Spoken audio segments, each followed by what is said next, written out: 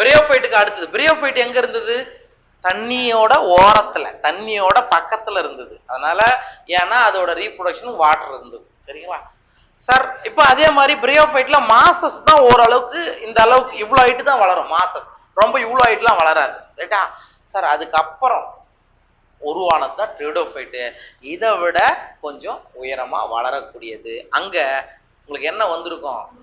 இலை வந்துடும், தண்டுலாம் வந்துடும், டெரிடோஃபைட்ல வந்துடும். அண்ட் முக்கியமானது டெரிடோஃபைட்ல வாஸ்குலார் பண்டல் இருக்கும், வாஸ்குலார் கற்றைகள் இருக்கும். சரியா? ஃபர்ஸ்ட் வாஸ்குலார் பண்டல் உருவான ஒரு பிளான்ட் எதுனா டெரிடோஃபைட் தான். இதுக்கு முன்னாடி பார்த்த பிரியோஃபைட்ல வாட்டர் கண்டக்டிங், நீரை கடத்துவதற்கு ஜஸ்ட் பேரன்கைமா தான் அங்க யூஸ் ஆகும். அங்க இது வரைக்கும் நீங்க சைலம் ஃப்ளோயம்னு எந்த இடத்துலயும் பார்த்துக்க மாட்டீங்க. ஃபர்ஸ்ட் சைலம் ஃப்ளோயம் வாட்டர் கண்டக்ஷனுக்கும் ஃபுட் கண்டக்ஷனுக்கும் யூஸ் ஆகுறது எங்க தான்? டெரிடோஃபைட்ல தான். அப்ப எவால்யூஷன்ல ஃபர்ஸ்ட் வாஸ்குலார் பிளான்ட்னு சொன்னாங்கன்னா அது யாரு? முதல் வாஸ்குலார் திசு கொண்டல தாவரம்னு சொன்னா டெரிடோஃபைட்டுகள் தான்ப்பா. சரியா? இதை காமன் என்ன சொல்லுவாங்க? Reptiles of plant kingdom. கேள்விப்பட்டது இல்ல? தாவர உலகின் ஊர்வன அப்படின்னு சொல்லுவாங்க. ஆமா, ஜஸ்ட் இதை என்ஜிஆர்ல மென்ஷன் பண்ணிருக்க மாட்டாங்க. Reptiles of plant kingdom, amphibians அது, இவரை வந்து ரெப்டைல்ஸ் சொல்லுவாங்க. சரிங்களா? சரி. அப்ப டெரிடோஃபைட்ல என்னென்ன இம்பார்ட்டன்ட் கேரக்டர்ஸ் இருக்கு, அதுல எந்த மாதிரியான ரீப்ரொடக்ஷன் நடக்கும், இதுல என்ன யூசஸ் இருக்கும், அண்ட் வித் ஒரு எக்ஸாம்பிள். அவ்வளவுதான். இதுக்குள்ள போயிட்டு டெரிடோஃபைட்ல இருக்கக்கூடிய டிவிஷன்லாம் படிக்க போறது கிடையாது. டெரிடோஃபைட்டை பத்தின ஒரு இன்ட்ரோடக்ஷன், ரீப்ரொடக்ஷன், எக்கனாமிக் இம்பார்ட்டன்ஸ், இதை மட்டும் தான் கொடுத்துருப்பாங்க. பார்க்கலாமா? Right. The pteridophyte include hostiles and fawns. Sir, hostile அப்படின்னா என்ன?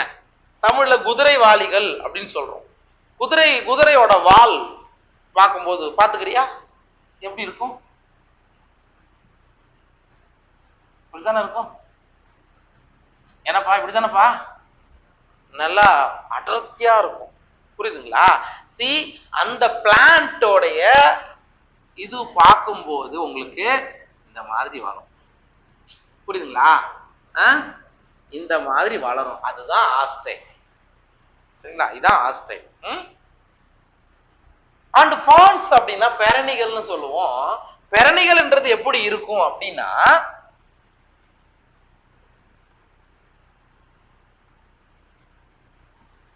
நீங்க காம்பவுண்ட் லீவ் பாக்குறோம்ல, கூட்டிலைகள் பாக்குறீங்களாமா சார்? இந்த மாதிரி இருக்கும். இதான் ஃபோன்ஸ்.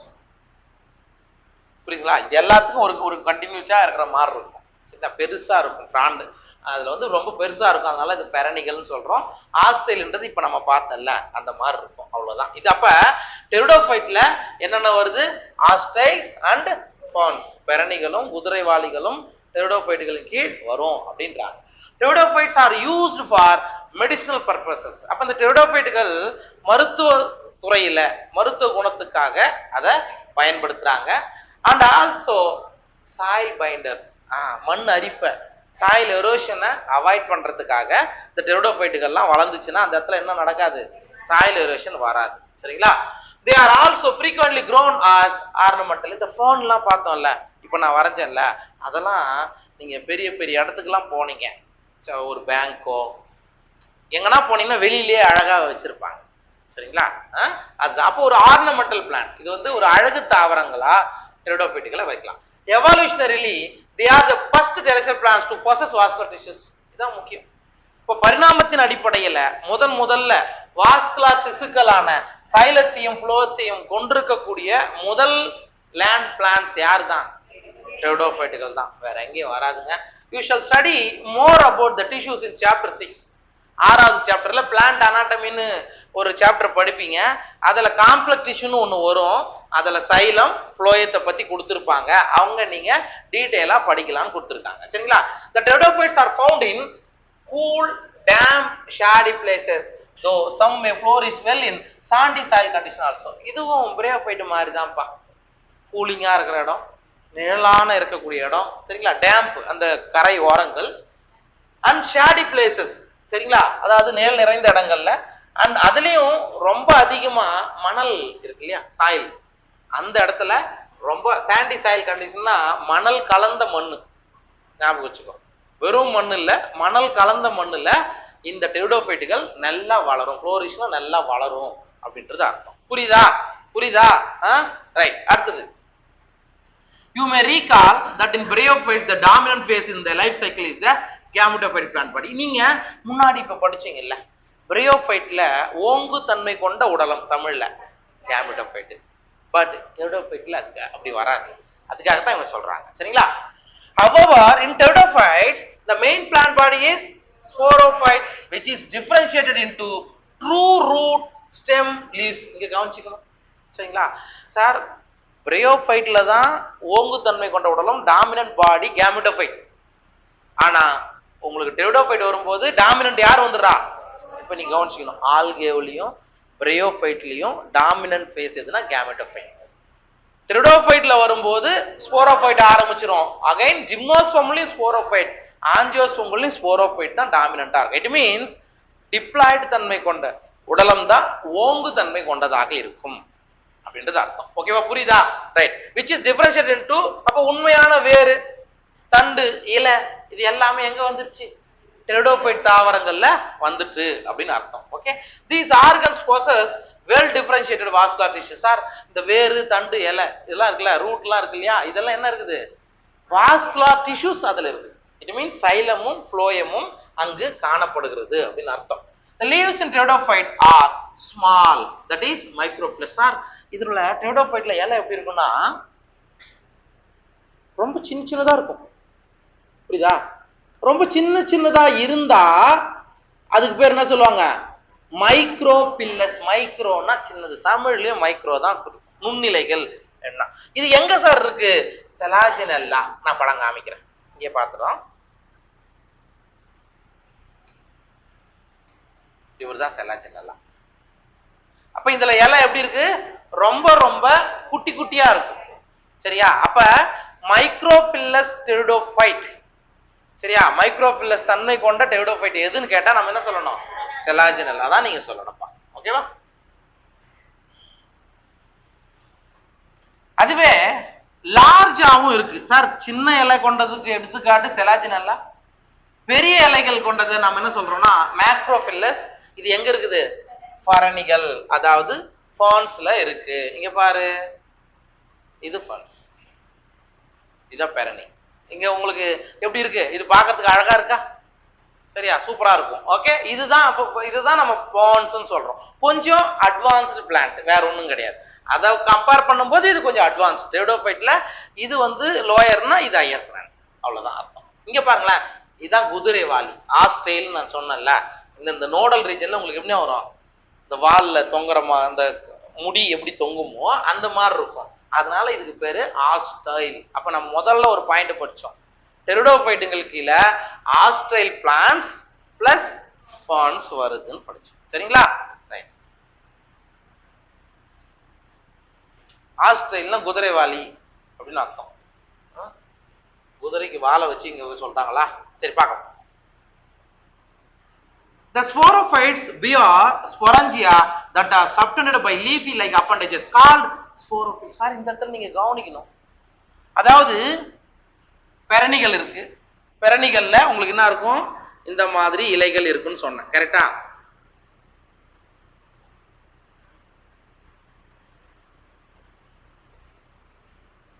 இந்த மாதிரி இருக்குண்டா ராஜா.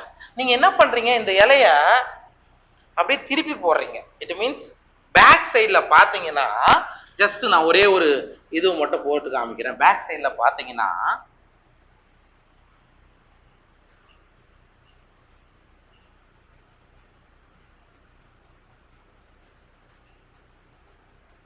என்ன இருக்கும் அப்படின்னா, இது பேரு ஸ்பொராஞ்சியம். பேர் என்னது? ஸ்பொராஞ்சியம். அதாவது இந்த இடத்துல கவனிக்கணும், ஸ்போரோஃபில்னா என்ன தெரியுமா? ஸ்பொரஞ்சியம் பியரிங் லீவ்ஸ். ஸ்பொரஞ்சியங்களை கொண்டிருக்கக்கூடிய இலைகளுக்கு பேரு ஸ்போரோஃபில். ஸ்போரோனா ஸ்போரை குறிக்கிறது. சார், அப்ப இந்த ஸ்பொரஞ்சியம் இருக்குன்னா ஸ்பொரஞ்சியத்துக்குள்ள இருந்து யார் வரும்? எது வெளியேறும்? ஸ்போர்கள் வெளியேறும். அப்ப ஸ்போர்களை உற்பத்தி செய்யக்கூடிய இலைகள். சரியா? எதனா சொல்லலாம்? ஸ்போரோஃபில். இது எங்கடா இருக்கும் அப்படின்னா பெரணிகள்ல இருக்கும், போன்ஸ்ல. புரியுதா? Right. In some cases sporophylls may form distinct compact structure called strobili or cone. இது நீட்ல ஆல்ரெடி வந்த question. Example Selaginella and Equisetum. இங்க பாருங்களேன். அப்ப ஒரு சிலவற்றில லீஃபுக்கு அடியில இருக்கும், அதுக்கு பேரு ஸ்போரோஃபில்னு படிச்சோம். ஒரு சில இடத்துல ஸ்போரோஃபில் என்னவா ஆயிருக்கும், கம்பாக்டா ஸ்போரை உற்பத்தி செய்யக்கூடிய இலைகள் உங்களுக்கு நெருக்கமா அமைஞ்சு கூம்பு மாதிரியான ஸ்ட்ரக்சரை தோற்றுவிக்கும். இதுக்கு பேரு ஸ்ட்ரோபைலஸ், ஸ்ட்ரோபைலி, தமிழ்லயும் அதான் கூம்புன்னு சொல்லலாம். சரிங்களா? அப்ப அதுக்குள்ள இருந்து எது உற்பத்தி ஆக போகுது, ஸ்போர்கள் தான் உற்பத்தி ஆகும். இது புரியுதா? Yes, right. அப்ப எக்ஸாம்பிள் சார் எங்க சார் இந்த மாதிரியான ஸ்ட்ரோபைலை யார் கோன் இருக்குன்னா செலாஜின் எல்லாத்துலயும் ஈகோசிஸ்டத்துல. அதுவே ஃபான்ஸ்ல ஸ்போரோஃபில் இருக்கு, பெரனிகள்ல ஸ்போரோஃபில், செலாஜினல்லா ஈகோசிஸ்டத்திலயும் கூம்புகள் தமிழ்ல. Okay, கூம்புகள் ஸ்ட்ரோபைலி. The sporangia produces spores by meiosis in spore mother cell. அப்ப என்ன சொல்றாங்க சார், இதான் ஸ்போராஞ்சியம். கவனி, இந்த ஸ்போராஞ்சியத்துக்குள்ள யார் இருக்கா, ஸ்போர் மதர் செல் இருக்கா. அப்ப அந்த ஸ்போர் மதர் செல் என்ன கண்டிஷன்ல இருப்பா, டிப்ளாய்டு கண்டிஷன்ல இருப்பா. அப்ப அந்த ஸ்போர் மதர் செல்ல இருந்து ஸ்போர் உருவாகணும், என்ன டிவிஷன் நடக்கணும், மியாசிஸ், தட் இஸ் ரிடக்ஷன், குன்றல் பகுப்பு நடக்கணும். இது எதை உருவாக்கும், ஆப்ளாய்டு தன்மை கொண்ட ஸ்போர்களை உருவாக்கும். அதான்டா இங்க சொல்றாங்க, வேற ஒண்ணும் கிடையாது. சரிங்களா? Sporangia produce spores by meiosis in spore mother cell. Spore தாய் செல்ல இருந்து மியாசிஸ் பகுப்புக்கு பிறகு ஸ்போர்களை அது வெளியேற்றுது. Okay, the spores germinate to give rise to inconspicuous small. இந்த இடத்துல கவனிக்கணும், இன்கான்ஸ்பிஷியஸ் தெளிவற்ற அப்படின்னு அர்த்தம்ப்பா. சரியா? அதான் தமிழ்ல கொடுத்துருக்கேன். சின்னது, பட் அது பேர் என்னது, மல்டி செல்லுலார் ஃப்ரீ லிவிங். இந்த இடத்துல கவனிக்கணும், ஃப்ரீ லிவிங் மோஸ்ட்லி போட்டோசிந்தடிக் கால் புரோதாலஸ். இது எப்படி சார் இருக்கும் அப்படின்னா, அந்த இடத்துல நம்ம முன்னாடி படிச்ச பிரியோஃபைட்ல ஸ்போர் ஜெர்மினேட் ஆயிட்டு எதை உருவாக்குதுன்னு படிச்சோம். என்னென்ன ரெண்டு stage படிச்சோமேப்பா, புரோட்டோனியமா leafy stage.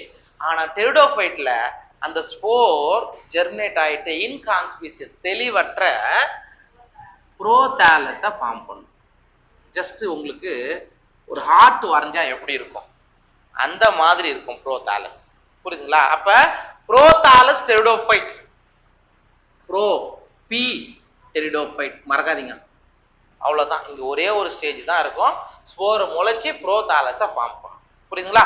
Right. these gametophytes recur in the gametophyte. இத gametophyte ஸ்போர் முளைச்சி உங்களுக்கு புரோதாலஸ ஃபார்ம் பண்ணிடுச்சு. இது என்ன வந்துரும், நமக்கு எப்பவுமே சொல்லிட்டேன், spore is the first stage of gametophytic generation. அது ரெக்யூர். இதுக்கு வளர்றதுக்கு என்ன தேவை அப்படின்னா கூலான, சரிங்களா, டேம்ப். அதே மாதிரி தான் shady places to grow because of the specific requirement and the need for water for fertilisation. இந்த இடத்துல நீங்க கவனிக்கணும், இந்த இடத்துல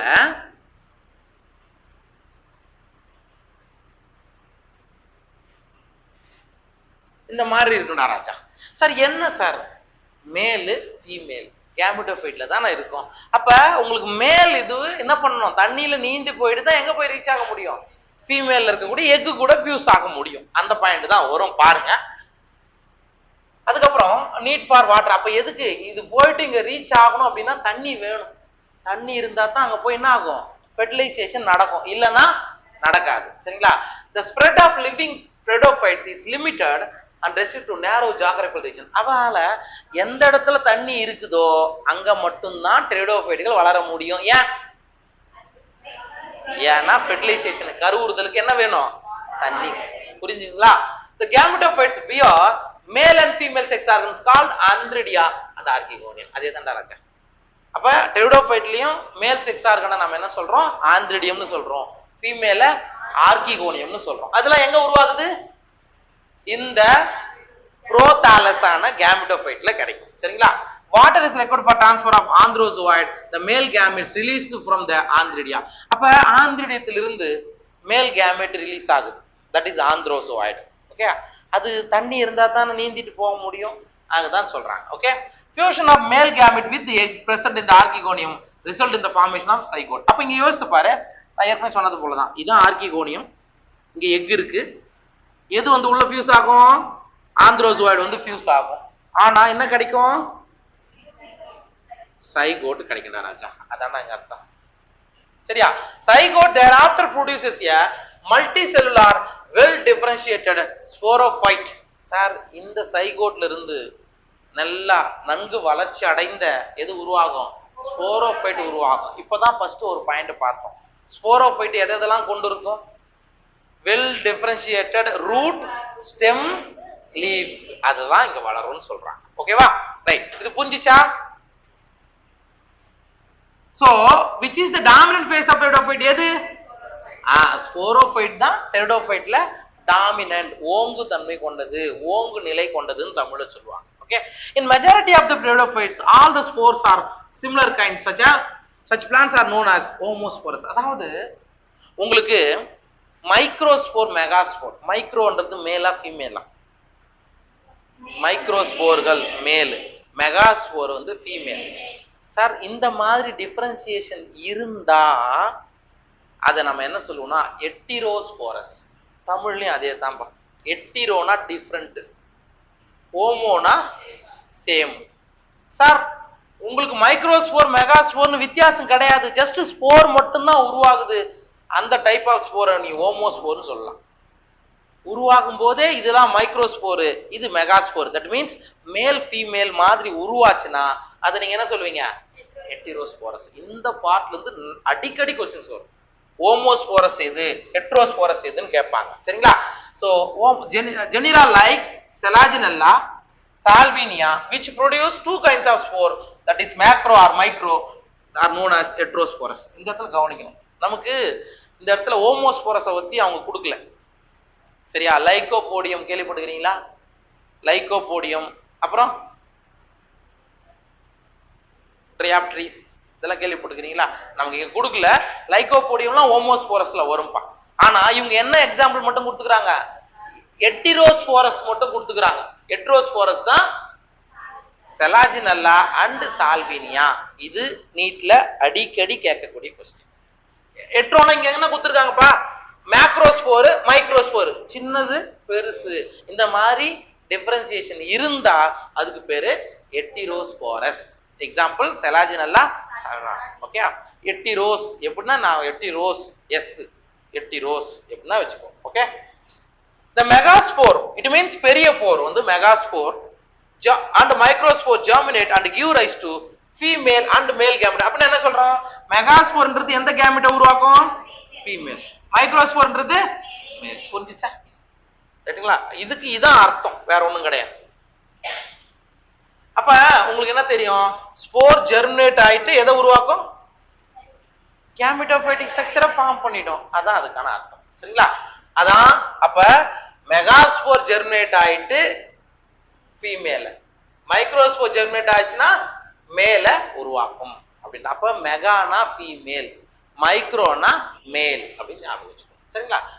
The female gametophyte in these plants are retained on the parent sporophytes for variable periods. Sir என்ன சொல்றாங்க அப்படின்னா, the female gametophyte இருக்கு இல்லையா, அது பேரண்டோடைய ஸ்போரோஃபைட்ல ரொம்ப காலத்துக்கு இருந்து விடும் அப்படின்றாங்க. Okay, the development of zygotes into young embryos takes place within the female gametophytes. ஏன் உங்களுக்கு ஃபீமேல் gametophyteல இருந்தது அப்படின்னா அங்க என்ன உருவாகுது? சைகோட் இருக்குல்லப்பா. சைகோட்டுக்கு அடுத்த ஸ்டேஜ் என்ன படிப்போம்? எம்பிரியோ. கவனிங்க, இந்த எம்பிரியோ எவ்வளோ வரும்னா ஜிம்னோஸ்போம், ஆஞ்சியோஸ்போம்ல தான் உங்களுக்கு கருன்னு ஒன்று உருவாகும். சரியா? அப்ப ஃபர்ஸ்ட் டூரிங் எவல்யூஷன், பரிணாமத்துல முதல்ல இது டெவலப்மெண்ட் ஆஃப் சைகோட்ல இருந்து யங் எம்பிரியோ உருவாகி நமக்கு தெரியுமே. இப்ப ஜஸ்ட் ஒரு ஆஞ்சியோஸ்போம் எடுத்துக்கோ, மேங்கோ பிளான்ட் இருக்குன்னு வச்சுக்கோங்க. அதுல என்ன ஆகும்? சைகோட்ல இருந்து எம்பிரியோ வரும். அந்த எம்பிரியோ எதுக்குள்ள இருக்கும்? சீடுக்குள்ளதான் இருக்கும். புரியுதுங்களாப்பா? இப்ப ஒண்ணு இல்ல, டைகாட் எம்பிரியோ உங்களுக்கு இந்த மாதிரியான ஷேப்ல இருக்கும், பாத்துக்கிறீங்களா? எஸ், அப்படிதான் இருக்கும் எம்பிரியோ. இது எதுக்குள்ள இருக்கும்? சீடுக்குள்ள இருக்கும். சீடுக்குள்ள இருக்கும். அப்ப நீங்க ஏற்கனவே ஆல்கேவ்ல ஒண்ணு படிச்சிருப்பீங்க. போஸ்ட் ஃபெர்டிலைசேஷன் டெவலப்மெண்ட் எங்க ஆரம்பிச்சதுன்னா ஆல்கேல. சரிங்களா? ஆல்கேவா பிரேயோஃபைட்டா? செக் பண்ணிக்கோ. ரெட் ஆல்கைல கரெக்ட் தான். ஆனா உங்களுக்கு ஃபர்ஸ்ட் சீட் ஹாபிட் எங்கடா தோன்றுதுன்னா டெரிடோஃபைட் தான். இதை மறக்க கூடாது, இது 100% முக்கியமானது. சரிங்களா? So this event is precursor to seed habit. அதாவது ஃபீமேல் கேமெட்லயே சைகோட் தங்கிடும், சைகோட் எம்பிரியோவா மாறும். அந்த எம்பிரியோ மாறின பிறகு அது விதை மாதிரியான ஒரு ஸ்ட்ரக்சருக்குள்ள அடங்கும். ரைட்டா? அப்ப இந்த ஈவெண்ட் ஃபீமேல் கேமெட் அங்கவே தங்கிடுது இல்ல, சைகோட்டா மாறுது இல்ல, சைகோட்ல இருந்து எம்பிரியோ வருது இல்ல, அது எதுக்கான ப்ரீகர்சர்? சீட் ஹாபிட்டோடைய விதை உருவாக்கத்தின் முன்னோடி தாவரம் அப்படின்னு கேட்பாங்க. ப்ரீகர்சர் ஆஃப் சீட் ஹாபிட் யாரு? டெரிடோஃபைட் தான், மறக்காதீங்க. ரைட்டா? இதுதான் எவால்யூஷன்ல முக்கியமான ஸ்டெப். யோசித்து பாரு, சீடுன்னு ஒண்ணு வர வச்சு தானே நிறைய பிளான்ஸ் எல்லாம் வருது. ரைட், அவ்வளவுதான் டெரிடோஃபைட்ஸ். பாத்துக்கோ, the pteridophytes are further classified into 4 classes. இந்த இடத்துல ரொம்ப முக்கியம், மேட்ச் த ஃபாலோயிங்ல क्वेश्चंस வரும். மொத்தம் என்ன பண்றாங்க, 4 கிளாसेस டெரிடோஃபைட்டுகளை பிரிக்கிறாங்க, 4 வகுப்புகளாக பிரிக்கிறாங்க. ஒன்னு சைலாப்சிடா, சைலோட்டம். இந்த முத எழுத்தை ஞாபகம் வச்சுக்கணும், இது ஆன்சர் போட்டுடலாம். இங்கிலீஷ்ல சை அப்படின்னு வரும், இல்ல தமிழ்ல கூட பாத்துக்கோ, சைலாப்சிடா சைலோட்டம். ஒரு ஈஸியா கண்டுபிடிச்சிடலாமா? ரைட். லைகாப்சிடா, லைகோபோடியம், லைகோ சரியா, பிளஸ் செலாஜினல்லா, அது கொஞ்சம் அடிஷனலா வச்சுக்கோ. ரைட்டா? அதுக்கு அடுத்தது இங்க வாங்க, டெராப்சிடா டெரிஸ். சப்போஸ் நமக்கு கன்ஃபியூஸ் பண்றதுக்காக டெரிஸ் கொடுக்க மாட்டான், ட்ரியாப்ட்ரிஸ் கொடுத்தானா இங்க டெரிஸ். புரியுதுங்களா? டெரா டெரிஸ் டெரிஸ் இது ரெண்டுத்தையும் குத்தா போட்டுடலாமா? அப்ப உங்களை கன்ஃபியூஸ் பண்ணணும்னா அடியாந்தத்தை தந்து கொடுப்போம். சரியா? நீங்க ஈஸியா கண்டுபிடிச்சிருவீங்க. லைகாப்சிடாவில லைகோபோடியம் கொடுக்க வேண்டாம், செலாஜினல்லா கொடுப்போம். புரியுதா? எப்படி இருந்தாலும் இது 4 கொடுத்தா 2 ஈஸியா கண்டுபிடிச்சிடலாம் உங்களால. ஏன்னா இது மாற போறது கிடையாது. சைலாப்சிடானா சைலோட்டம் தான் இருக்க முடியும். அதே மாதிரி இந்த டெராப்சிடா வரும்போது இது ரெண்டுத்துல ஏதாவது மேபி கொடுக்க வாய்ப்புகள் இருக்கும். சரிங்களா? புரியுதா? அப்ப நீங்க இதை படிக்கும் போது மேட்ச் த ஃபாலோயிங் மாதிரி எழுதி வச்சு நீங்க படிக்கணும். சரிங்களா? அப்ப 4 கிளாஸஸும் அதுக்கான எக்ஸாம்பிள்ஸ் மட்டும்தான் கொடுத்துருக்காங்க. இதை பத்தின டீட்டெயில்லாம் நீங்க எம்பிபிஎஸ்ல இதெல்லாம் படிக்க மாட்டீங்க, ஹையர் கிளாஸஸ் வேற ஏதாவது படிச்சீங்கன்னா இதை படிக்கலாம். அவ்வளவுதான் டெரிடோஃபைட். ஓகேவா? டெரிடோஃபைட் புரிஞ்சிச்சா?